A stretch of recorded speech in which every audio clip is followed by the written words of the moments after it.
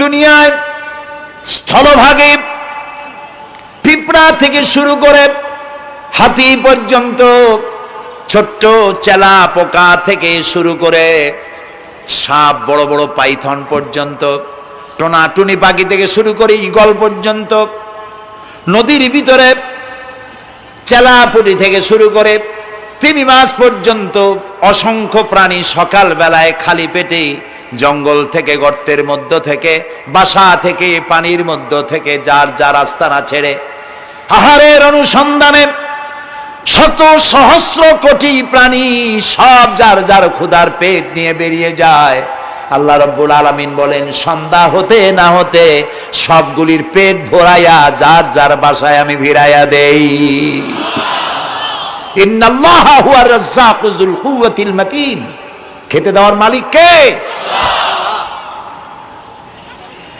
সেই আল্লাহর এই গুণকে, এই গুণাবলীকে বিশ্বাস করতে হবে। খেতে দেওয়ার মালিক তিনি কেবলমাত্র।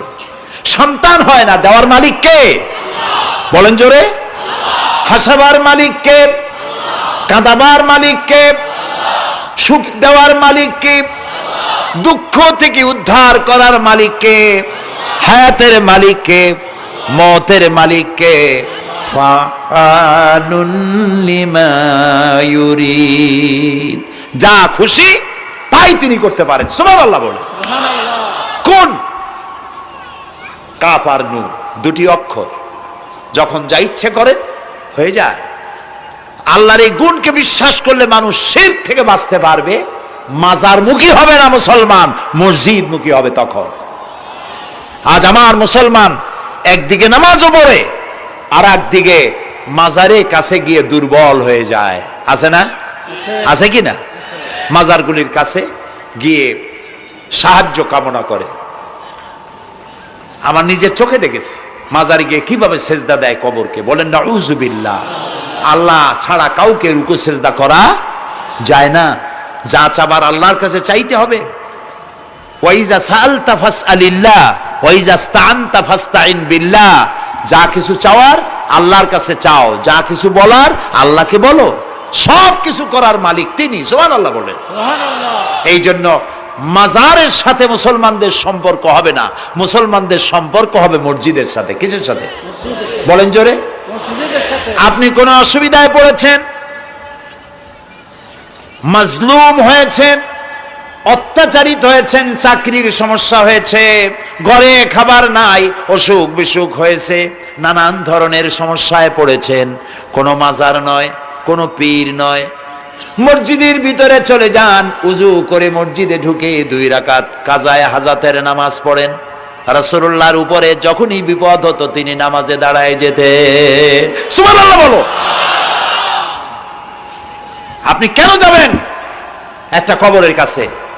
আপনার সাহায্য কামনার জন্য কোনো পীর নয়, আপনার সাহায্যের জন্য কোনো কবর নয়। সাহায্য পাওয়ার জন্য কে? আল্লাহ চান আপনার ঈমানটা খালেস হোক। আল্লাহ তাআলা এটা বরদাস্ত করতে পারেন না যে মানুষ কারো কাছে গিয়া আরেকজনের কাছে গিয়ে নথি স্বীকার করুক। আল্লাহ সহ্য করেন না। ইন্না শিরকা লাযুলমুন আযীম। শিরক হচ্ছে মস্ত বড় জুলম, অত্যাচার।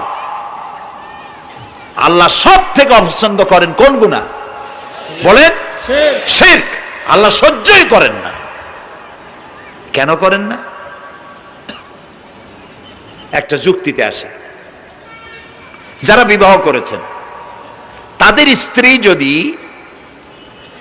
স্বামীর সাথে যে ধরনের হাসি খুশি প্রেমের আদান প্রদান করে, স্বামী ছাড়া যদি আরেকজন পুরুষের সাথে এরকমের ভাব বিনিময় করে, ফোনে কথা বলে, প্রেম করে, খুব সুন্দর করে ভালোবাসা দিয়ে যদি চিঠি লেখে অন্য পুরুষের কাছে, অথবা প্রেম নিবেদন করে, তাহলে স্বামীদের অবস্থা কেমন হবে বলেন? এইটার জবাব দিতেও যদি দেরি হয় তো খুবই কুলক্ষণ। হ্যাঁ, ভয়ানক হবে, ভয়ানক হয়ে যাবে। নিজের চরিত্র যতই যা হোক, বউর চরিত্র ভালো চাই। আচ্ছা বলেন তো, স্ত্রী আপনার সঙ্গে যেভাবে প্রেমের হাসি হাসে, প্রেম নিবেদন করে, ওই রকম আরেকটা পুরুষের কাছে সাথে করলে আপনার সহ্য হয় না কেন? আপনি স্ত্রীর উপরে আপনার অধিকারটা কতখানি, কি জন্যে? আপনার স্ত্রীর যে হাসি, যে মিষ্টি হাসি, যা আপনার প্রাণ কেড়ে নেয়, ওই হাসিতে আপনার কোনো অবদান আছে? বলেন। তার যে টানা টানা চোখ, সুন্দর ভ্রু, মাথায় অনেক লম্বা চুল, শরীরটা সুন্দর, যৌবন, রূপ, এর ভেতরে আপনার কোনো অবদান আছে? হ্যাঁ আছে, একটু তো আছেই। আপনি যে মুখ দিয়ে বউটা হাসে, সেই ঠোঁটে একটু লিপস্টিক লাগাইছেন। যে চোখের জন্য আপনি পাগল, সেই চোখে একটু কাজল লাগাইছেন। শরীরটাকে পেঁচাবার জন্য সুন্দর একটা শাড়ি কিনে দিছেন। একটা শাড়ি দিয়ে, একটু লিপস্টিক কিনে দিয়ে, চুলের একটা ক্লিপ কিনে দিয়ে, একটা ভালো শাড়ি কিনে দিয়া স্ত্রীর উপরে যদি এত অধিকার আছে যে কোনদিন মৃত্যু পর্যন্ত কোন প্রেমের হাসি, ভালোবাসার আদান প্রদান আপনি ছাড়া আর কারো সাথে করতে পারবে না, এইটা যদি আপনার অধিকার এভাবে প্রতিষ্ঠিত হয়, তাহলে এই হাসি যিনি দিলেন, এই দাঁত, এই সুন্দর চোখ, এই রূপ, এই যৌবন যা আল্লাহ তাআলা দিলেন, তার সামনে কোন পীর অথবা কবরের সামনে যদি হাত পাতে আল্লাহ বরদাস্ত করেন না। কথা কি বুঝে আসছে? কথা বুঝে আসছে? আলহামদুলিল্লাহ বলেন। আলহামদুলিল্লাহ। বুঝলেই আমাদের কষ্ট সার্থক। আলহামদুলিল্লাহ বলি। আমরা যেন আল্লাহরে চিনতে পারি, বুঝতে পারি।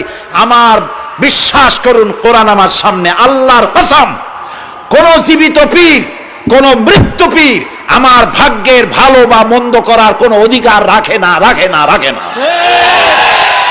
কোন পীর ফু দিয়ে আমার ভাগ্যকে ভালো বানাই দিতে পারবে না, পারবে না, এবং আমার একটা চুলও বাঁকাও করতে পারবে না। খাইরিহি ওয়া শাররিহি মিনাল্লাহ তাআলা। আমার ভালো, আমার মন্দ করার একমাত্র মালিককে। এক আঙ্গুল আকাশের দিকে উঁচু করে চিৎকার দিয়ে বলুন, কে? আবার বলেন, আবার বলেন, আবারও বলুন। হাত নামা। আল্লাহ কবুল করুন, বলেন আমিন। আমার এই বক্তব্য দিয়ে আমি কোন পীরকে অমর্যাদা করছি না। পীর সাহেবদের কাছে পীর কোন শরীয়তের শব্দ নয়। কোরআন এবং হাদিসে কোথাও পীর বলে কোনো শব্দ নাই। এটি ফার্সি শব্দ। এই শব্দের অর্থ হলো বৃদ্ধ। তো পীর যদি বৃদ্ধ হয় ভালো কথা, তিনি যদি আলেম হন আরো ভালো কথা। কিন্তু বাপ পীর ছিল, উনিও সেই সুবাদে পীর। ইলেম নাই, তোনার নিজের কাছেই তো টর্চ নাই। আপনাকে অন্ধকারে উনিও ম্যানহোলের মধ্যে পড়বে, আপনারে নিয়ে পড়বে। আলেম হইতে হবে। পীর যদি হয় আলেম হইতে হবে, এক নম্বর কথা। দুই নম্বর কথা হলো, তিনি ব্যবসায়ী হবেন না। ধর্মের নামে তিনি ব্যবসা করবেন না। তিনি মানুষকে হেদায়েতের পথ দেখাবেন। প্রয়োজনে জেলে যাবেন, প্রয়োজনে ফাঁসির মঞ্চে দাঁড়াবেন। তিনি নিজেকেই ইসলামের সব আমি করি, আর ইসলাম কারো কাছে নাই। যারা ইসলাম করলো 70-80 বছর ধরে, রাজনীতির পথ দেখালো, তারা ইসলামের দল না, ওনারটাই ইসলামের দল। এই ধরনের ফাজলামি বক্তব্য থেকে বিরত থাকতে হবে। এই ধরনের বেয়াদবিপূর্ণ বক্তব্য থেকে বিরত থাকতে হবে। আমার দোকানে খাঁটি ঘি পাওয়া যায়, আর কারো দোকানে খাঁটি ঘি পাওয়া যায় না। ইসলাম নিয়ে এই ধরনের মনোপলি বিজনেস করতে দেওয়া হবে না। প্রিয় ভাই সব, আমরা পীর সাহেবদের চিনি। পীর ছিলেন শাহজালাল রহমতুল্লাহ আলাইহি। সুবহানাল্লাহ। যুদ্ধ করা লাগে নাই, আজান দিয়েছেন, মূর্তির মাথা ভাঙ্গা চুর চুর হয়ে পড়ে গিয়েছে। গৌর গোবিন্দ পলায়া কুল পায় নাই। লোকেরা যায় তার মাজারে গিয়ে গজাল মাছ জিয়ারত করে আসে, কিন্তু তরবারিটা দেখে আসে না। দোধারি তরবারি এখনো আছে। সুবহানাল্লাহ বলেন।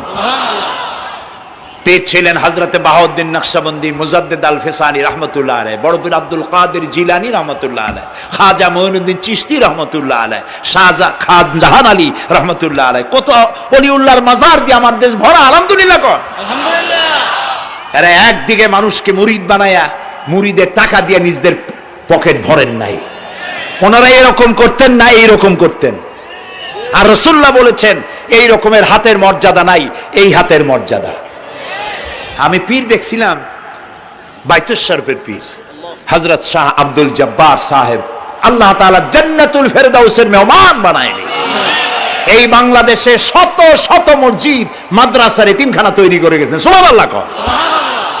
বৃষ্টির মৌসুমে চট্টগ্রামের বাড়ি তার, 14 বছর মাদ্রাসায় ওয়াজিদিয়া চট্টগ্রামে 14 বছর বুখারী শরীফ পড়িয়েছেন। কি মানের আলেম, খালি পীর না। মুরিদরা যত টাকা দিত এই টাকা দিয়ে বড় বড় মাদ্রাসা মসজিদ করেছেন। আর বৃষ্টির সময় সাথী সঙ্গী নিয়ে বস্তি এলাকায় যেতেন, পলিথিন দিয়া ছাওয়া, বাচ্চা আর তার স্বামী নিয়ে কাতরায় এক কোনায় বসে আছে, খাবার নাই, চাউল নাই, অসুস্থ, তাদের চাউল দিয়ে আসতেন, তাদের রান্না করার শাকসবজি দিয়ে আসতেন, ওষুধ দিয়ে আসতেন, হাড়ি পাতিল দিয়ে আসতেন। বন্যা হলে, তুফান হলে টাকা উজাড় করে যা মুরিদরা দিত সবগুলি উজাড় করে মানুষের খেদমত করতেন। সুবহানাল্লাহ। কাজী যারা জামায় অনেকগুলো পকেট সমানে নিতে থাকে আর ভরতে থাকে এইভাবে করে, এই ব্যবসায়ীদেরকে পরিত্যাগ করতে হবে। পীর হচ্ছে ওই সমস্ত লোক যারা নাকি ধর্মের নামে ব্যবসা করে না, বরং আল্লাহর দ্বীনকে প্রতিষ্ঠা করার জন্য কথা বলে।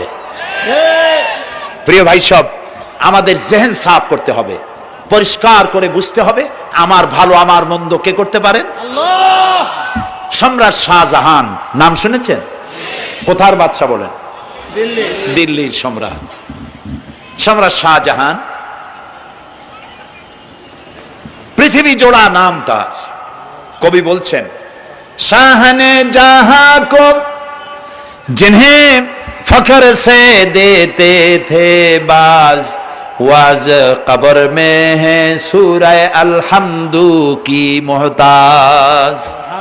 যে শাহজাহানকে কর দিয়া ট্যাক্স দিতে পারলে জনগণ নিজেদেরকে গৌরবান্বিত বলে মনে করত, সেই শাহজাহান কবরে শুয়ে আছে, সূরা ফাতিহার মুহতাজ হয়ে আছে। সুবহানাল্লাহ। যদি কেউ আমার কবরের কাছ থেকে হেঁটে যাইতো আর একটু সূরা ইখলাস পড়ে সবরেসানি করতো, আমি কিছু পাইতাম। আহারে, এই এতিম ফকির হয়ে শুয়ে আছে। এক ফকির দিল্লি ঘুরতেছে, একজন বলছে, ভাই তোমারে তো খয়রাত করে দেখতেছি আমি সেই ছোটবেলা থেকে, খালি তুমি খয়রাত করো। একটা জিনিস আপনারা মনে রাখবেন, গরিব, আজকে যারা গরিব পরিশ্রমের মধ্য দিয়ে কালকে তারা ধনী হতে পারে, কিন্তু যারা ভিক্ষুক, যারা ভিক্ষা করে, জিন্দেগিতে কোনোদিন তারা বড় হতে পারবে না। ভিক্ষা করা যাদের অভ্যাস, জীবনেও বাড়ি করতে পারবে না, জীবনেও ধনী হইতে পারবে না, কিন্তু গরিব ধনী হইতে পারবে। কারণ হলো আল্লাহর কাছে দুইটা বৈধ জিনিস অত্যন্ত ঘৃণিত। কয়টা? একটা হলো তালাক, আর একটা হলো ভিক্ষাবৃত্তি, মানুষের কাছে চাওয়া। আল্লাহ পছন্দ করেন না। তো ভিক্ষুক ঘুরতেছে, একটা লোক বলল, মিয়া তোমার তো সারা জীবনই খরচ করতে দেখি। খরচ করবো না, করবো কি? যার কাছে যাই সে দেয় 4 আনা 2 আনা 1 টাকা, এর বেশি তো দেয় না। তেদি আমি কেমনে বড় লোক হবো? কয় যে তুমি বাদশারের চোখে দেখো না, বাদশারের চোখে দেখো না। কয় বাদশার কাছে কি আমার মতো লোক যাইতে পারে নাকি? কল না, যাইতে হবে, যাও। বাদশাহ একবার যাবা, এমন দেওয়া দেবে জীবনে আর তোমার খরচ করা লাগবে না। পাতি শিয়ালের পিছনে ঘুরে তো লাভ নাই। পাতি শিয়ালে খায় মুরগি, তোমার একটা ঠ্যাং দেবে, দাঁতের খেলালের কাজ হবে না। বাঘের পিছনে ঘোরো, বাঘে খায় গরু আর হরিণ, একটা রান দিলে তুমি 1 সপ্তাহ খাইতে পারবা। কাজে ঘুরতে গিয়েও বোঝা উচিত কার সাথে ঘুরি। তো বলছে বাদশার কাছে যাও। তো বাদশারে পাবো কই? কই তো দেখলাম কেবল মসজিদে ঢুকলো।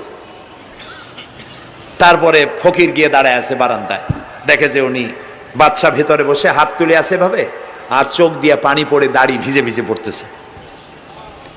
নামাজ শেষ করে, মোনাজাত শেষ করে বাদশা বেরিয়েছেন। কোন বাদশা? শাহজাহান। বাইরে আসার পর ফকির বলল, আসসালামু আলাইকুম বলে ফকির রওনা করছে। বাদশা বলে, দাঁড়াও, তুমি যে রওনা করলা, তোমার তো ভিক্ষুক মনে হয়, আর লোকেরা যারা ভিক্ষুক না তারাও তো আমার কাছে চায়, আর তুমি তো ভিক্ষুক, চাইলে না কেন কিছু? ভিক্ষুক বলে, জাহাপানা, আমি কিছু চাইতে এসেছিলাম আপনার কাছে, কিন্তু আপনার করুণ অবস্থা দেখে আমার জ্ঞানের চোখ খুলে গিয়েছে। আমি দেখতে পেলাম আমি যার কাছে চাইতে এসেছি, আমি তো কান্দি না, হাতও পাতি নাই। যার কাছে চাইতে আসলাম দিল্লির সম্রাট, আবার কোন সম্রাটের কাছে হাত পেতে ভিক্ষুকের মতো কি জানি চায়, আর চোখ দিয়া পানি পড়ে দাড়ি ভিজে ভিজে পড়ছে। আমার জ্ঞানের চোখ খুলে গেছে, দুনিয়ার বাদশার কাছে আর চাইবো না। বাদশা কান্দে যে বাদশার কাছে, তার কাছেই চাইবো। প্রিয় ভাই সব, এই জন্যে জিহেন সাফ করে ফেলুন। দুনিয়ার কোন মানুষের জন্য, মানুষের কাছে নয়, কোন কবরে নয়, কোনো কারো কাছে নয়, আল্লাহ তাআলার কাছেই আমরা নামাজের মধ্যে ঘোষণা করেছি, ইয়্যাকা না'বুদু ওয়া ইয়্যাকা নাস্তাঈন। আল্লাহ তাআলা তোমার একমাত্র ইবাদত করি, তোমার কাছেই সাহায্য চাই। কাজী সাহায্য আল্লাহর কাছে। কার কাছে চাইবো বলেন? আল্লাহ আমাদের ঈমান পোক্ত করে দিন। আমরা বলি আমিন, আমরা বলি আমিন। অসুখ বিসুখ হইলে পরে ধৈর্য ধরবেন। অনেক মানুষ আছে জ্বর হইলে কয় যে এত নামাজ পড়ি খালি জ্বর আমারই হয়, এত রোজা রাখি, ভালো ভালো কাম করি, আমার ছেলের অসুখ মোটে সারি না। এই জাতীয় কথা বলবেন না। মুমিনের পায়ে যদি কাঁটাও ফোটে সওয়াব থেকে খালি নাই। ধৈর্য ধরতে হবে। কাঁটা ফুটছে বলেন ইন্না লিল্লাহ। আজাবান লিল মুমিন, মুমিনের জন্য বড়ই আশ্চর্য ব্যাপার, বিপদ হইলেও শুকর আদায় করে আর সুখে থাকলেও শুকর আদায় করে। সুবহানাল্লাহ বিহামদি। বিপদ আসলে সে বলে ইন্না লিল্লাহি, বলেন ইন্না লিল্লাহি ওয়া ইন্না ইলাইহি রাজিউন। আর যখন শান্তি আসে বলে আলহামদুলিল্লাহ। দুই অবস্থায় তার জন্য নিয়ামত আল্লাহর তরফ থেকে সে পায়, আলহামদুলিল্লাহ। প্রিয় ভাই সব, তো আল্লাহর উপর ঈমান আনার জন্য কয়টা শর্ত বলছিলাম? এই যে প্যাচ লেগে গেছে, কয় যে তিনটা। আল্লাহর উপর ঈমান আনার জন্য শর্ত কয়টা? চারটা। চারটার বলছি কয়টা? দুইটা। আরেকটা হচ্ছে আল্লাহর কুদরত, এ বিশ্বাস করা। আল্লাহর কুদরত মানে শক্তি। আল্লাহর কিছু বিশ্বাস করবেন বলেন জোরে? শক্তি। আকাশ এবং জমিনে শক্তিশালী কে? কিন্তু আমার দেশের জনগণ, কিছু কিছু রাজনীতিবিদরা বলে জনগণই নাকি সকল ক্ষমতার, সকল শক্তির উৎস। কি পাগল! তুমি ক্ষমতার উৎস? নাকের মধ্যে ময়লা, দাঁতে ছাতা, পেটের মধ্যে দুর্গন্ধ ভরা, ক্ষমতার উৎস। আশ্চর্য কথা। এই যে ক্ষমতার উৎস, হাজার হাজার লোক এখানে বসা, দুইটা ভাউয়া ব্যাংক যদি দুই কোণা দিয়ে ঢোকে, ভাউয়া ব্যাংক চেনেন? বিগ সাইজের ব্যাংক, দুইটা যদি দুই দিক দিয়ে ঢোকে লাফাইতে লাফাইতে, সামনে যারা আছে এমনি লাফাবে। অন্তত টঙ্গী তামিরুল মিল্লাত মাদ্রাসা ছাড়াইয়া তারপরে ফিরে তাকায় বলবে ভাই আমরা দৌড়াই কেন? ব্যাংকের সামনে অসহায়, বল্লা ভীমরুলের সামনে অসহায়, সাপের সামনে, বিচ্ছুর সামনে অসহায়, তারা কয় সকল ক্ষমতার উৎস জনগণ। কপাল পোড়া। ক্ষমতার উৎস জনগণ নয়, এটা কোরআনের সাথে কন্ট্রাডিকশন হয় এ কথায়। আল্লাহ বলেছেন আন্নাল কুওয়াতা লিল্লাহি জামিয়া। সকল ক্ষমতার উৎস কে? আল্লাহ। চিল্লায় বলো আল্লাহ। ক্ষমতা কি দেখছেন? মাত্র 1.5 মিনিট। কয় মিনিট? মাত্র 1.5 মিনিট। আল্লাহ বলেছেন কোন? সাথে সাথে তামিলনাড়ু, মালয়েশিয়া, ইন্দোনেশিয়া, থাইল্যান্ড, মালদ্বীপ, শ্রীলঙ্কা, 2 লক্ষ লোক শেষ, 1 লক্ষের খোঁজ নাই। সমুদ্রের পানি 33 ফিট উঁচু হয়ে এসছে। সুবহানাল্লাহ কই ইচ্ছে করে না? বিজ্ঞানীরা বলেছেন ভারত মহাসাগরের তলদেশে ফাটল ধরেছে, ওর কয়েক কিলোমিটার নিচে ভূমিকম্পের উৎপত্তি হয়েছে। ভারত মহাসাগরের পানি 3 হাত না 4 হাত, কত কিলোমিটার আল্লাহ জানে। এই কয়েক কিলোমিটার নিচে যে মাটি, সেই মাটিরও কয়েক কিলোমিটার নিচে ভূমিকম্পের উৎপত্তি। এখান থেকে ভূমির কম্পন হয়েছে, সেই ভূমিকম্পে সমস্ত মহাসাগরের মধ্যে, ভারত মহাসাগরের মধ্যে জলকম্পন শুরু হয়েছে। পানির কম্পন, মাটির কম্পন একসাথে। 33 ফিট উঁচা, মানে 4 তলা বিল্ডিং এর মতো উঁচু হয়ে আসছে পানি। 4 তলা পরিমাণ উঁচু হয়ে পানি চলে আসছে। বাড়ি গাড়ি সব কিছু খড় কুটার ন্যায় সব উড়িয়ে দিয়েছে। এগুলোরে কপাল পোড়া নাস্তিক যেগুলি, তারা বলে প্রাকৃতিক দুর্যোগ। ওর বাপের মাথা। আচ্ছা, প্রাকৃতিক দুর্যোগ, প্রকৃতি কি? কোন জন্তুর নাম? প্রকৃতি কোন জন্তু জানোয়ারের নাম? প্রকৃতি নিজে চলে না কেউ তাকে চালায়? কে চালায়? কপাল পোড়ারা তা বুঝে না। বিশ্ববিদ্যালয়ের শিক্ষক হয়েছে তো, আল্লাহ দিয়ে আসি কোথায়? তবে সব খারাপ না, ভালো আছে আলহামদুলিল্লাহ। কিছু আছে কপাল পোড়া। বিশেষ করে শান্তিনিকেতনে যারা পড়াশোনা করে আসে, সাহিত্য চর্চা করে, এই সাহিত্য চর্চা করতে করতে এক পর্যায়ে কপাল পুড়ে যায়, আল্লাহরে চিনতে পারে না। সব চেনে, আল্লাহরে চেনে না। আল্লাহ এখন চিনাইতেছে ভালো করে। প্রিয় ভাই সব, কওমে আদ, কওমে সামুদ, এগুলিকে আল্লাহ তারা ধ্বংস করেছেন। কিয়ামতের আগে এই যে 7টা আকাশ, এই আকাশ সম্পর্কে অবিশ্বাসীরা তারা বলেছে আকাশ বলতে কিছুই নেই, এটা নাকি অনেক দূরে, তাই নীলা নীলে দেখা যায়। কি কপাল পোড়া চিন্তা করেন, নীলা নীলা দেখা যায়। এই আকাশ মহাশূন্য। এই আকাশগুলিকে, আকাশ কয়টা কয়টা স্তর? 7টা। এগুলি কাতাইয়ে সিজিল্লিল কুতুব। কোরআনে কারিমে আল্লাহ তাআলা বলেছেন কিতাবের পৃষ্ঠার মতো কিয়ামতের আগে একটার পর একটা ঠাস ঠাস করে পড়বে, ভেঙে চুরমার হয়ে যাবে। ওয়াইদাল বিহারু ফুজ্জিরাত, আল্লাহ তাআলা বলছেন ইদাস সামাউ ফাতারাত ওয়াইদাল কাওয়াকিবু ইনতাসারাত ওয়াইদাল বিহারু ফুজ্জিরাত। আকাশের তারকাসমূহ বিক্ষিপ্ত হয়ে পড়বে। অসংখ্য তারকারাজি, বিশাল বিশাল তারকা বিক্ষিপ্ত হয়ে পড়বে। চন্দ্র সূর্য একটার সাথে আরেকটা ধাক্কা লেগে চাঁদ আর সূর্য আলো হারিয়ে ফেলবে, একাকার হয়ে যাবে। পাহাড়গুলো উঁচু করে আল্লাহ তাআলা জমিনের উপর আছাড় মারবেন, কালিহিনিল মানফুস, তুলার মতো উড়ে চলে যাবে। সুবহানাল্লাহ বলবা না? কত বড় শক্তি আল্লাহ পাকের। ওয়াইদাল বিহারু ফুজ্জিরাত, সমুদ্র সমূহ বিদীর্ণ হয়ে যাবে। সমুদ্রে যত পানি আছে সমস্ত পানিগুলি নিঃশোষিত হয়ে যাবে মাটির তলায়, এবং সেখানে অগ্নুৎপত্তি হবে। কোরআনে কারিমে আল্লাহ বলে দিয়েছেন গোটা সমুদ্রগুলিতে আগুন জ্বলতে থাকবে। এগুলি কিয়ামতের আলামত। আল্লাহ পাকের অফুরন্ত মেহেরবানি। এই যে কানের কাছ দিয়ে গুলিটা চলে গেছে, কানে লাগে নাই। বাড়ির কাছ থেকে কিয়ামত হয়ে গেল, বাংলাদেশে আল্লাহ বাঁচাই দিলেন। সুবহানাল্লাহ বলো, আলহামদুলিল্লাহ বলেন। আমাদের প্রতিবেশী দেশগুলিতে যেভাবে আঘাত লাগছে, ওর 1000 ভাগের 1 ভাগের আঘাত কয়েক সেকেন্ড যদি বাংলাদেশে হতো, আমাদের সব অপরিকল্পিত শহর, রাজুক পারমিশন দিয়েছে 3 তলার, করা হয়েছে 7 তলা।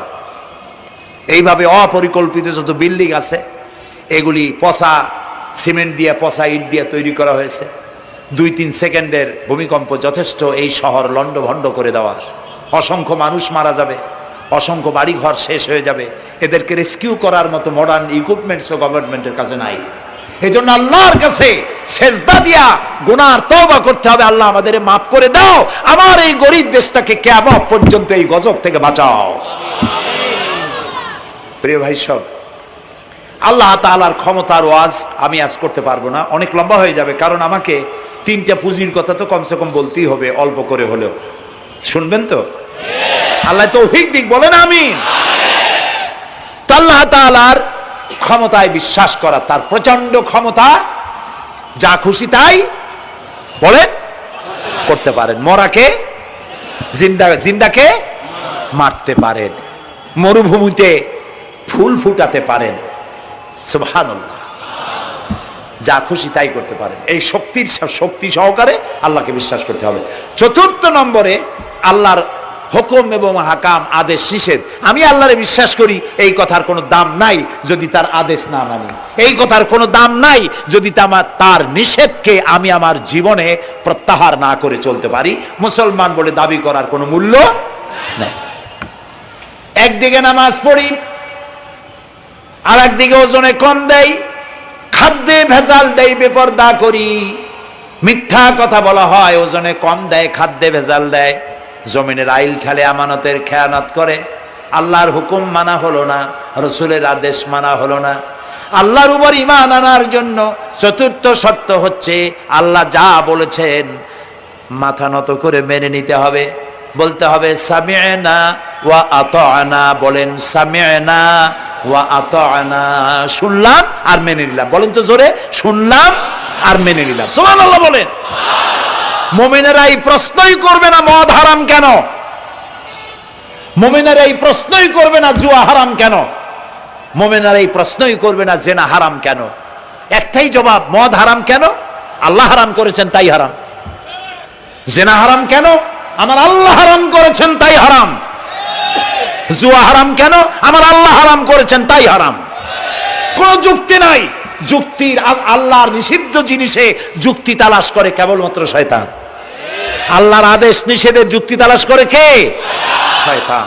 মুমিনের কাজ হলো সামি'না, বলেন, ওয়া আতা'না, শুনলাম আর মানলাম, বাস, শেষ কথা, খালাস।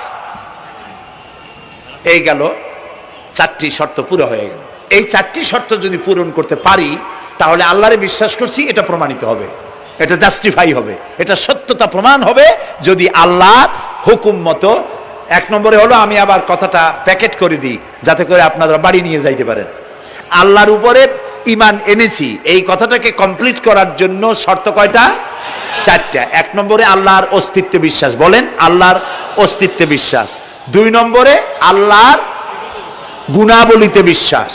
তিন নম্বরে আল্লাহর ক্ষমতায় বিশ্বাস। চার নম্বরে আল্লাহর আদেশ এবং নিষেধে বিশ্বাস, মান্য করে চলা। আল্লাহ যেন এই তৌফিক আমাদের দেয়, বলেন আমিন।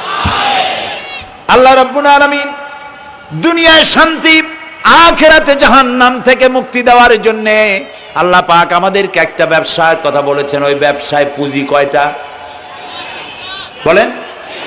তিনটা পুঁজি। বলছি কয়টা? দেখেন যে কেমনি প্যাঁচ লাগে। বলছি মাত্র একটা, সে একটা ডাল বাইর করছি চারটা। এবার আসেন মূল পয়েন্টে। এবার দ্বিতীয় পয়েন্ট, রসুলের প্রতি ঈমান।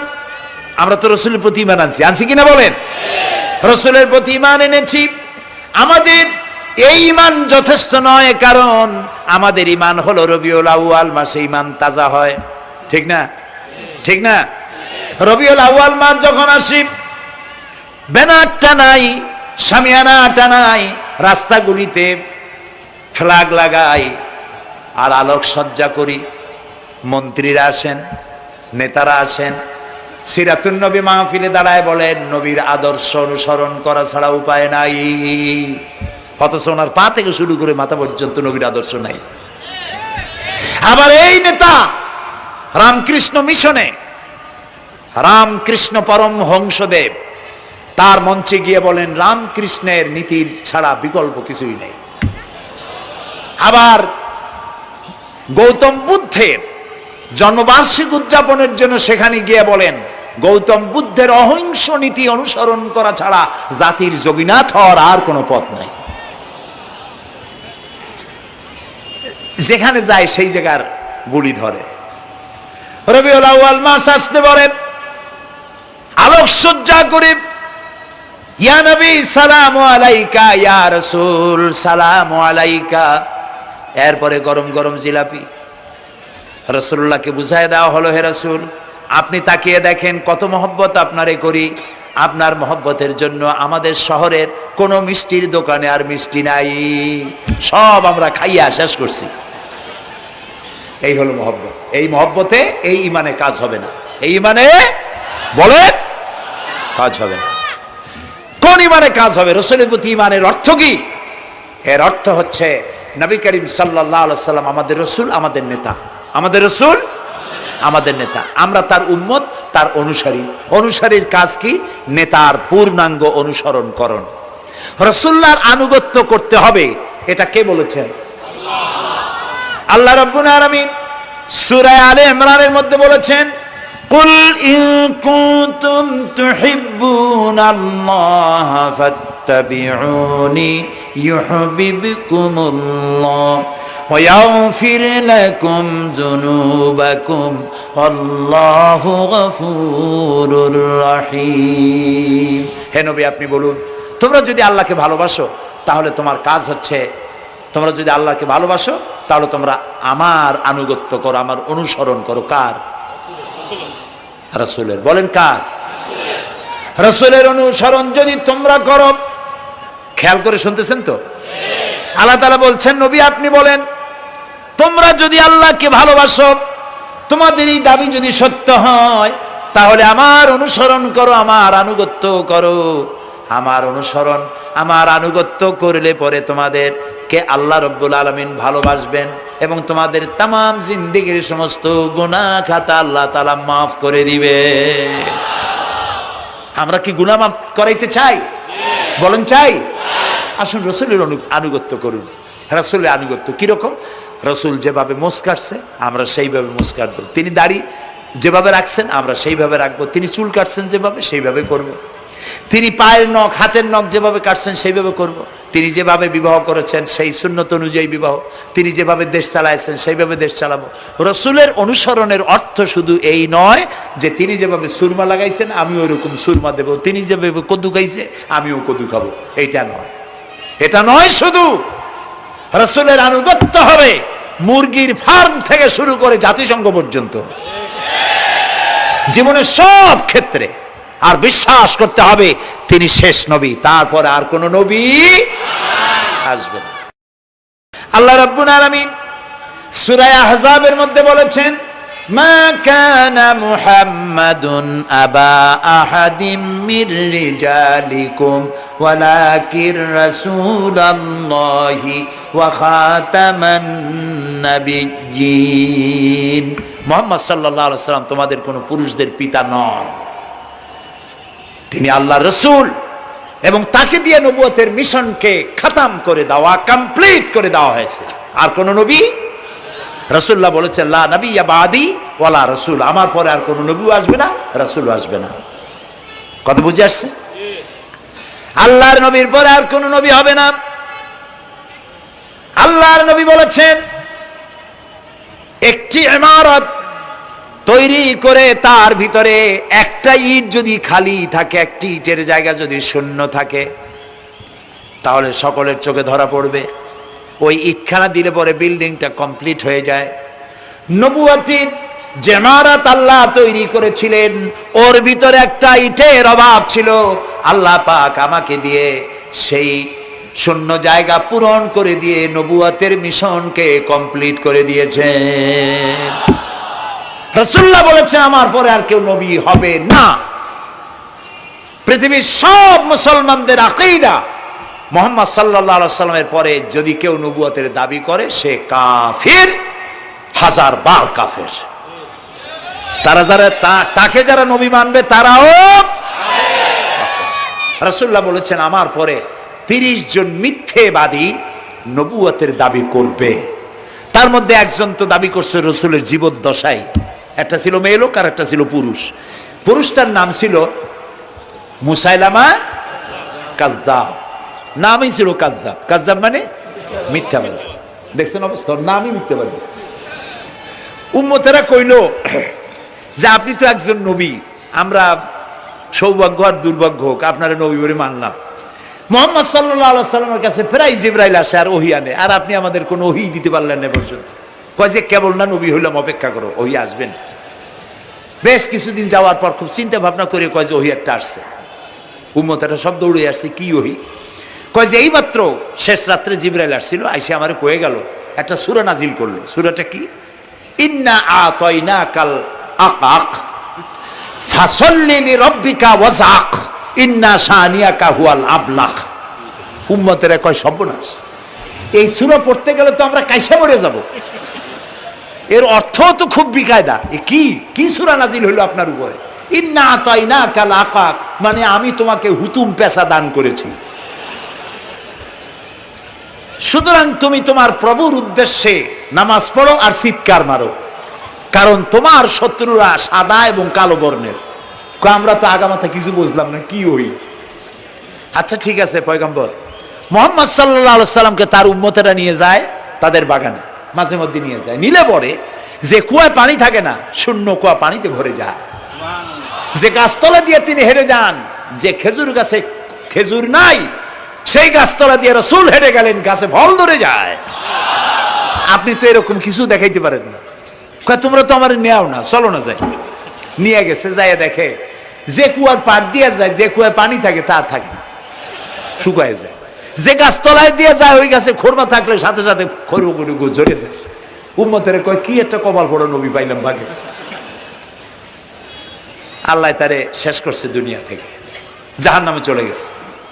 সেই মহিলাটাও গেছে, সেও গেছে। রাসূলুল্লাহ বলেছেন এইরকম 30 জন মিথ্যাবাদী নবুয়তের দাবি করবে কিয়ামতের আগ পর্যন্ত।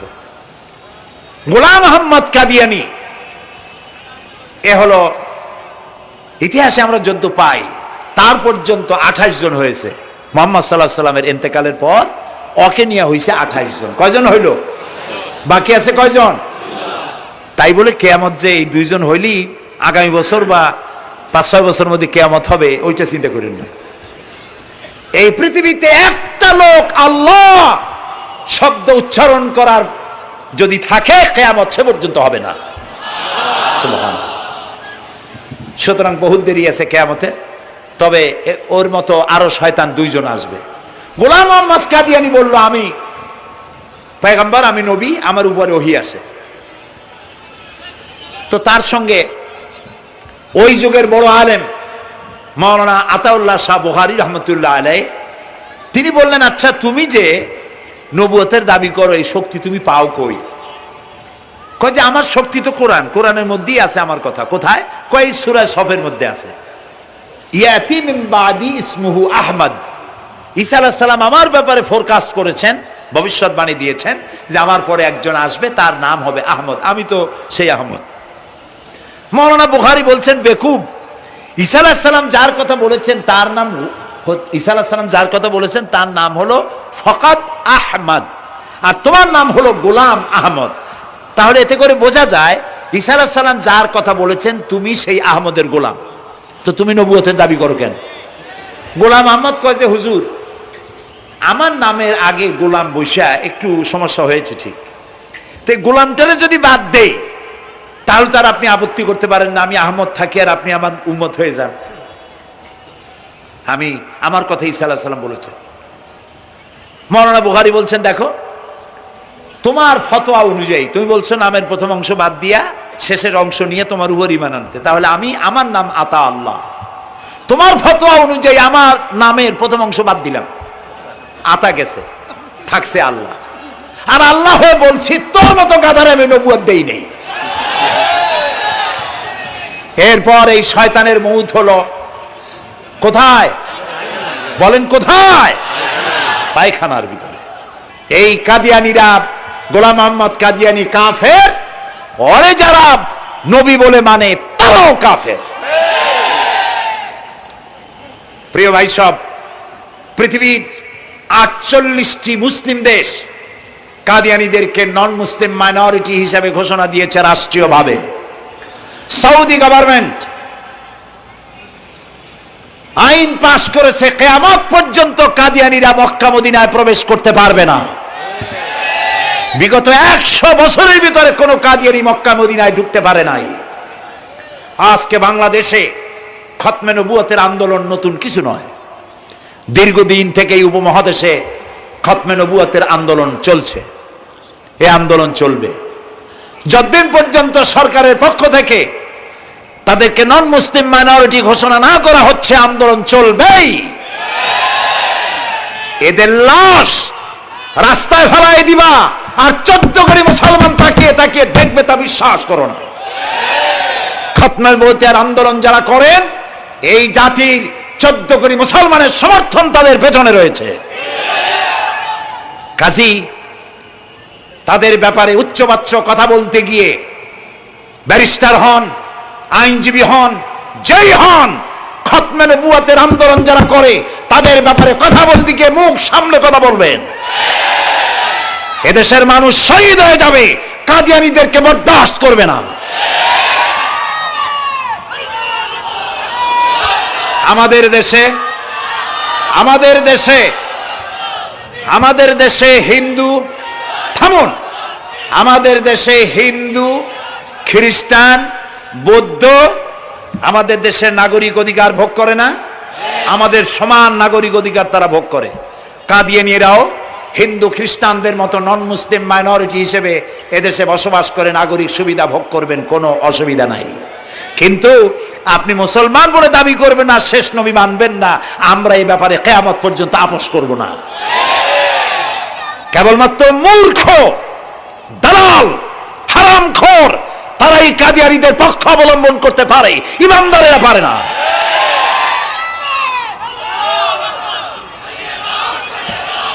কাদিয়ানীরা যে সব মসজিদ তৈরি করে, এগুলি মসজিদ নয়, এগুলি উপাসনালয়। হিন্দুদের মন্দিরকে যেভাবে আমরা সম্মান করি, ওদের উপাসনালয়কেও সম্মান করি।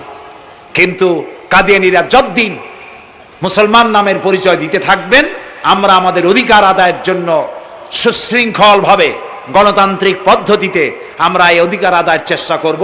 খতম নবুয়তের আন্দোলন কোনো রাজনৈতিক আন্দোলন নয়, এটি আমাদের ইমানের আন্দোলন। যারা আন্দোলন করতেছেন তারা আমাদের ফরজে কিফায়ার দায়িত্ব পালন করছেন। প্রিয় ভাই সব, রাসূলের প্রতি ঈমান আনতে হলে এরকম ঈমান আনতে হবে, তারপরে আর কোন নবী আসবে না। তারপরে কথা হলো তাকে অনুসরণ করতে হবে পায়ের নখকাটা থেকে শুরু করে মাথার চুল পর্যন্ত, জীবনের সব ক্ষেত্রে রাসূলের অনুসরণ করতে হবে। তিনি সেনাপতি ছিলেন, শ্রমিক ছিলেন, পিতা ছিলেন, নানা ছিলেন, স্বামী ছিলেন, ঠিক না? তিনি রাষ্ট্রপ্রধানও ছিলেন। আজকে যারা ধর্ম আর রাজনীতি আলাদা করেন তারা মুনাফিক, মুসলমান নয়, তারা কি? মুনাফিক। এই জন্য আমাদেরকে মনে রাখতে হবে নবী করিম সাল্লাল্লাহু আলাইহি সাল্লাম রাষ্ট্র পরিচালনা করেছেন। যারা ধর্ম আর রাজনীতি আলাদা করেন তারা মুসলমান হিসাবে আল্লাহর কাছে পরিচিত হতে পারবেন না। প্রিয় ভাই সব, নবীজি মক্কা থেকে মদিনা এলেন, মদিনা এসে রাষ্ট্রপ্রধানের দায়িত্ব পালন করলেন। আজ তিনি রাষ্ট্রপ্রধান, কোরআন হলো সংবিধান, কোরআনের আইন চালু করে দিলেন। চুরি বন্ধ হলো, ডাকাতি বন্ধ হলো, জেনা ব্যভিচার বন্ধ হয়ে গেল, মানুষ দরজা খুলে ঘুমাবার সুযোগ পেল। সুবহানাল্লাহ, সুবহানাল্লাহ। নবী করিম সাল্লাল্লাহু আলাইহি ওয়াসাল্লাম একটি সুন্দর সুখী সমাজ পৃথিবীতে চালু করে গেলেন। আজ আমাদের ভাগ্য যদি খুলতে হয়, রাসূলের অনুসরণ করি আমাদেরকে রাষ্ট্র পরিচালনা করতে হবে। ইসলাম সন্ত্রাসকে প্রশ্রয় দেয় না, ঠিক না ভাই? আমাদেরকে যারা সন্ত্রাসী বলে, ওরাই তো সন্ত্রাসের দাদা, ওরা সন্ত্রাসের জন্মদাতা। আমাদেরকে সন্ত্রাসী বলো? আমি আমেরিকায় বক্তব্য করেছি, লন্ডনে বক্তব্য করেছি, আমি তাদেরকে বলছি তোমরা আমাদেরকে সন্ত্রাসী বলো, আমাদের দেশে যাইয়া দেখো, তোমাদের এখানে সমস্ত সুপার মার্কেটগুলি সব বন্ধ হয়ে যায় বেলা 4টায়, কোনো মার্কেট খোলা থাকে না। কেন খোলো না? তোমরা সিকিউরিটি দিতে পারবে না বলে খোলো না। চুরি হবে, ডাকাতি হবে, লুটপাট হবে, এই জন্য বিকেলেই সব বন্ধ হয়ে যায়, রাতে কোনো দোকান খোলা থাকে না। তো যাও তো আমাদের দেশে, আমাদের তো সন্ত্রাসী বলো, গরিব দেশ। আমাদের দেশের বাবুরহাটে, নরসিংদীর কাছে বাবুরহাট, যেটাকে এই দেশের ম্যানচেস্টার বলা হয়, সারা রাত কোটি কোটি শত কোটি টাকার কাপড় চোপড় বেচা কিনা হয়, পুলিশের গন্ধ খুঁজে পাওয়া যায় না, সারা রাত বেচা কিনা হয়। গ্রামের বাজারগুলি যায় দেখেন, আমাদের দেশে যশোরে, খুলনায়, উত্তরবঙ্গে রাত 2টা 2:30 পর্যন্ত বেচা কিনা হয়, ঠিক না? এই যে আমাদের দেশে আল্লাহর মেহেরবানি, এবারে যে ঈদের সময় ঈদ আর পূজা একসাথে হইল, মুসলমান মেয়েরা, হিন্দু মেয়েরা সোনা দানা গলায় পরিয়া, হাতে পরিয়া, তারপরে বাজারঘাট ঈদের কেনাকাটা, পূজার কেনাকাটা করছে, কোনো অসুবিধা হয় নাই, ঠিক না? আল্লাহর মেহেরবানি র্যাবে জি যা করার করছে। মক্কা শরীফে, মদিনা শরীফে দেখলাম লোকেরা হাত তুলে, বাংলাদেশি লোকেরা ওখানে যারা আছে, র্যাবের জন্য দোয়া করছে, আল্লাহ র্যাবের প্রতি তুমি রহমত নাজিল করো, আল্লাহ রহম করুন, কোন আমি। দেশের যতটা অসুবিধা হয়েছিল তার থেকে অনেক গুণ জ্ঞান হয়ে গেছে, আলহামদুলিল্লাহ, আলহামদুলিল্লাহ। প্রিয় ভাই সব, এই যে আল্লাহ রাব্বুল আলামিন মুসলমানদেরকে পৃথিবীর মধ্যে সব থেকে বেশি শান্তি প্রিয় করেছেন, কোন আলহামদুলিল্লাহ। তোমরা আমার মক্কা যাইয়া দেখো, মক্কা মদিনায় যাইয়া দেখো, আমাদের কেউ সন্ত্রাসী? মক্কা মদিনায় লক্ষ লক্ষ মানুষ এই যে সব চলে গেছে, এখন কোথায় গেছে? সারা পৃথিবী থেকে মানুষের এখন ছুটছে ছুটছে, পৌঁছে গেছে, আর পথে আছে, প্লেনে আছে, নদীতে আছে, গাড়িতে আছে। সুবহানাল্লাহ। লক্ষ লক্ষ মানুষ চলে গেছে, সবার একই ড্রেস, একই গন্তব্য, একই স্লোগান, লাব্বাইক আল্লাহুম্মা লাব্বাইক। সব মানুষ চলে গেল। আমি 96-তে যখন পার্লামেন্টে আসলাম, প্রথম পার্লামেন্টে এক বক্তৃতার ভেতরে আমি বলেছিলাম যে আমাদের দেশে নেতা নেত্রীরা ওমরা করে, হজ করে। আচ্ছা, আপনারা যাইয়া দেখেন কি, করেন কি, আনেন কি? যাইয়া একটু তোয়াব করিয়া আসার সময় আতর আর পাথর, সুরমার খুরমা পকেট ভরে নিয়ে আসেন, কিন্তু চোখে দেখেন না। আল্লাহ তাআলা বলছেন, আওয়ালাম ইয়ারাউ আন্না জাআলনা হারামান আমিনান, তোমরা কি দেখতে পাও না আমার এই হারামকে আমি কিভাবে নিরাপত্তার শহর বানিয়েছি? সুবহানাল্লাহ। রাত 2:30-3টার সময় চাঁদের মতো সুন্দরী যুবতী মেয়ে একাকিনী, কোনো পুরুষ সঙ্গী ছাড়া নিজের ডেরা, নিজের তাবু ফেলে কাবা শরীফের ভিতরে এসে গেল। লক্ষ লক্ষ পুরুষের মধ্য দিয়ে আল্লাহর ঘর তওয়াফ করলো, তাহাজ্জুদের নামাজ আদায় করলো, এরপরে দোয়া দুরুদ করে কান্নাকাটি করে মেয়ে লোকটি একাকী লক্ষ লক্ষ মানুষের মধ্য দিয়ে নিজের ঘরে ফিরে গেল। কোন পুরুষের একবার তার চেহারার দিকে নজর পড়েছে তো দ্বিতীয়বার তার রূপ উপভোগ করার মতো সাহস কারো মনের মধ্যে জাগে না। হাজার বছরের ইতিহাস, মক্কা থেকে, মদিনা থেকে, আরাফাত থেকে, মুজদালিফা থেকে, মিনা থেকে একটা নারী লাঞ্ছিতা হয়েছে, ধর্ষিতা হয়েছে, অপমানিতা হয়েছে, এর ইতিহাস নাই। প্রিয় ভাই সব, প্রসঙ্গক্রমে এই টঙ্গী লক্ষ লক্ষ লোকেদের সমাবেশ হয়, আলহামদুলিল্লাহ বলে। হতেই পারে তাবলিগি জামাতের ভাইয়েরা এখানে উপস্থিত হন, সারা দেশ থেকে, বিভিন্ন দেশ থেকেও লোকজন আসে, এক জায়গায় বসে আল্লাহ বিল্লাহ করে, মোনাজাত করে। এটা মনে আসলো তাই বলতেছি। কেউ কেউ এটাকে খুব বাড়াবাড়ি করেন। সে বাড়াবাড়িটা হলো, কেউ কেউ বলেন আরাফাতের পরেই দ্বিতীয় এই সমাবেশ। এই বেয়াদবি শব্দটাকে উচ্চারণ করবেন না আল্লাহর হস্তে। কোথায় টঙ্গী, কোথায় আরাফাত, আর কোথায় টঙ্গী? কি এর সাথে আপনি কি মিলান? আপনি বলুন এখানে লক্ষ লক্ষ লোক হয়েছে, আমরাও দেখতে পাচ্ছি লক্ষ লক্ষ লোক হয়, কিন্তু আপনি কেন দ্বিতীয় সমাবেশ বলেন? কেন আপনি আরাফাতের ময়দানের পরে এই কথা বলেন? মহাগুনাহ, মহা বেয়াদবি। আরাফাতে যাওয়া ফরজ, টঙ্গীতে আসা নফল নয়। আপনি কিসের সাথে কি তুলনা করেন? জিন্দিগিতে এই চিন্তা করবেন না। কিছু কিছু লোক আছে গ্রামের মধ্যে, অবশ্য কোনো আলেম, কোনো মুরব্বীরা এইসব কথা বলেন না, মূর্খ যারা, তারা এই ধরনের কথা ছড়াইছে গ্রামে। 3 বার টঙ্গীতে আসতে পারলে 1 হজের সওয়াব হয়। বলেন নাউজুবিল্লাহ। শুধু 3 বার না, কিয়ামত পর্যন্ত লোকের এখানে আসতে থাকলে আরাফাতের ময়দানে 1 সেকেন্ডের যে সওয়াব হবে তাও হবে না। আরাফাত হচ্ছে সেই ময়দান যেখানে আদম আলাইহিস সালাম থেকে শুরু করে মুহাম্মদ রাসূলুল্লাহ সাল্লাল্লাহু আলাইহি সাল্লাম পর্যন্ত সব নবীদের চোখের পানি শুকিয়েছে। পৃথিবীর কোটি কোটি মানুষ এখানে কাঁদছে। আর আল্লাহ রাসূল বলেছেন, আল হাজ্জুল মাবরুর লাইসা লাহুল জাযাউ ইল্লাল জান্নাহ। একটা কবুল হজের সওয়াব আল্লাহর কাছে বেহেশত দেওয়া ছাড়া আর কিছুই নেই। মান হাজ্জা লিল্লাহ ফালাম ইয়ারফুস ওয়ালাম ইয়াফসুক রাজাকা ইয়াউমিন ওয়ালাদাতহু উম্মুহু, রাওয়াহুল বুখারী। বুখারী শরীফের হাদিস। রাসূলুল্লাহ বলছেন, আরাফাতের ময়দান থেকে হাজিরা যখন বেরিয়ে যায় সন্ধ্যায়, মা যেমন নিষ্পাপ সন্তান প্রসব করে, আরাফাত থেকে হাজিরা তেমন নিষ্পাপ হয়ে বেরিয়ে যায়। আল্লাহর হস্তে আপনারা এই তুলনাটা কেউ করবেন না। বলবেন অনেক বড় সমাবেশ হয়েছে, লক্ষ লক্ষ লোক হয়েছে, বাস শেষ। এটা দ্বিতীয় সমাবেশ, আরাফাতের পরে এটা দ্বিতীয় স্থান অবলম্বন করেছে। এইসব বাজে কথা আর একদিনও বলবেন না। মহাবেয়াদবি যদি কেউ বলে থাকেন আস্তাগফিরুল্লাহ পড়ুন, পড়েন আস্তাগফিরুল্লাহ। আল্লাহ সবাইকে ক্ষমা করুন, বলুন আমিন। এখানে আসলে দোয়া কবুল হবেই, কোনো গ্যারান্টি নেই, কোনো গ্যারান্টি নাই। কিন্তু রাসূলুল্লাহ বলেছেন আরাফাতের ময়দানে দোয়া কবুল হয়। রাসূলুল্লাহ বলেছেন আল্লাহর ঘরের কাছে দাঁড়ায়া, মুলতাজিমে দাঁড়ায়া এমন কোন দোয়া করি নাই যে আল্লাহ কবুল করেন নাই। কাজে এই সব চিন্তা করবেন না। প্রিয় ভাই সব, রসুলের প্রতি ঈমান আনতে হলে রসুলের জীবনকে জানতে হবে। রসুলের জীবন আমরা অনেকেই জানি না। বাংলা ভাষায় বহুত বইপত্র বেরিয়েছে রসুলের জীবনী সংক্রান্ত, মেহেরবানি করে কিনবেন এবং পড়বেন। রসুলের প্রতি ঈমানের অর্থ হলো রসুলুল্লাহর পা থেকে শুরু করে মাথা পর্যন্ত সবটা আমল করা এবং তাকে মোহাব্বত করা। রসুলকে কি করবো আমরা? কি মোহাম্মদ সে ওয়াফা তূনে তু হাম তেরে হ্যাঁ, ये जहां चीज ही क्या लोह कलम तेरे है। মোহাম্মদ সাল্লাল্লাহু আলাইহি সাল্লামের সঙ্গে যদি তুমি মহব্বতের কানেকশন জুড়িয়ে দিতে পারো, তার অনুসরণ আর অনুকরণ যদি করতে পারো, আকাশ আর জমিন তো দূরের কথা, লোহ কলম পর্যন্ত আল্লাহ তোমার জন্য করে দেবে।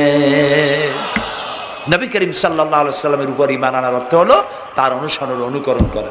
3 নম্বরে ফাতুজাহিদুনা ফি সাবিলিল্লাহি বিআমওয়ালিকুম ওয়া আনফুসিকুম, আল্লাহর রাস্তায় লড়াই করো জান দিয়া আর মাল দিয়া। কি দিয়া কোন তো? জান দিয়া আর মাল দিয়া। আমরা কিন্তু বলি হুজুর আসি আপনার সাথে, আপনার পিছনে আসি, জানটা দিয়ে দেব। এই মানুষেরা খুব চালাক। আপনি জান দিলে তো মাল থেকে যাবে। আগে দেবেন কি? মাল, পরে দেবেন জান। মাল দিতে হবে, জান দিতে হবে আল্লাহর দ্বীন প্রতিষ্ঠার জন্য। রাসূলুল্লাহ জীবন দিয়ে, সাহাবায়ে কেরাম জীবন দিয়েছেন, রাসূলুল্লাহ রক্ত দিয়েছেন, দান মোবারক শহীদ হয়েছে। আমি দেখেছি ওহদের মাঠে, আমি ওহদে যখন সফর করেছি, আল্লাহ বহুবার নিয়েছেন আলহামদুলিল্লাহ। আমাকে সেখানকার একজন আলেম মদিনার, তিনি আমাকে নিয়ে গেলেন ওহদে বেশ কয়েক বছর আগে। ওহদে গিয়ে দেখলাম, আমাকে দেখালো যে নবী করিম সাল্লাল্লাহু আলাইহি সাল্লামের যেখানে দান শহীদ হয়ে গিয়েছিল, দাঁত মোবারক শহীদ হয়েছে, রাসূলুল্লাহ বেহুশ হয়ে পড়ে গেছিলেন।